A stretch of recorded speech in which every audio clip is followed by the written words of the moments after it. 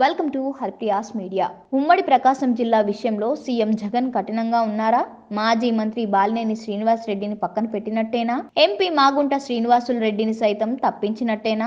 AP political సర్కిల్లో ఇదే చర్చ నడుస్తుంది. ఆ ఇద్దరి విషయంలో సీఎం జగన్ సీరియస్ గా ఉన్నట్లు సమాచారం. రీజనల్ కోఆర్డినేటర్ గా ఉన్న విజయసాయి రెడ్డికి కీలక ఆదేశాలు ఇచ్చినట్లు తెలుస్తుంది.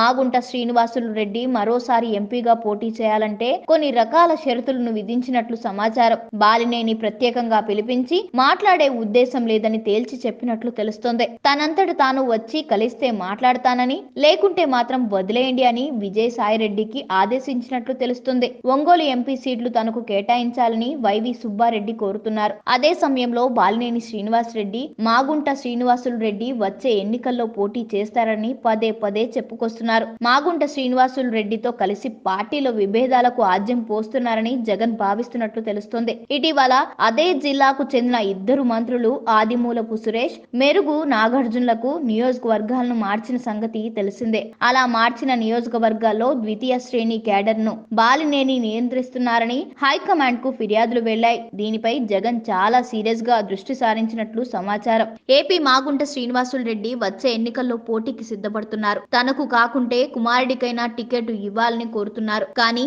జగన్ ఇంతవరకు క్లారిటీ ఇవ్వలేదు. మరోవైపు వైవి సుబ్బారెడ్డి సైతం పోటీ చేస్తానని చెబుతున్నారు. ఈ తరుణంలో జగన్ మాగుంటకు ట్విస్ట్ ఇచ్చారు. ఒంగోలు నుంచి పోటీ చేయాలంటే 180 కోట్లు డిపాజిట్ చేయాలని కోరినట్లు వైసీపీ వర్గాల్లో ప్రచారం జరుగుతుంది. అయితే తాను అంత కట్టలేనని, అవసరమైతే ఎంపీ బరి నుంచి తప్పుకుంటానని, పార్టీ నుంచి వెళ్లిపోతానని మాగుంట శ్రీనివాసులు రెడ్డి చెప్పినట్లు సమాచారం. ఢిల్లీ లిక్కర్ స్కామ్ లో మాగుంట కుమారుడు అరెస్ట్ అయిన సంగతి తెలిసిందే. అది పార్టీకి మైనస్ గా మారినట్లు జగన్ భావిస్తున్నట్లు తెలుస్తుంది. అందుకే పెద్ద మొత్తంలో డిపాజిట్ చేస్తేనే, ఆపై విపక్ష నేతలను విమర్శిస్తేనే టికెట్ ఇస్తానని జగన్ చెప్పినట్లు సమాచారం. అయితే తనకు ఆ అవసరం లేదని మాగుంట అభిప్రాయపడుతున్నట్లు ప్రచారం జరుగుతుంది. మరోవైపు బాలినేని హైదరాబాద్ లోనే ఉన్నారు. ఆయనంతటా ఆయన వచ్చి తనతో మాట్లాడితే సరి, నేను మాత్రం పిలవనని జగన్ తేల్చి చెప్పినట్లు సమాచారం. మంత్రివర్గం నుంచి తప్పించిన నాటి నుంచి బాలినేని చికాకు పెడుతూనే ఉన్నారని, కేవలం నాడు మంత్రి పదవి వదులుకొని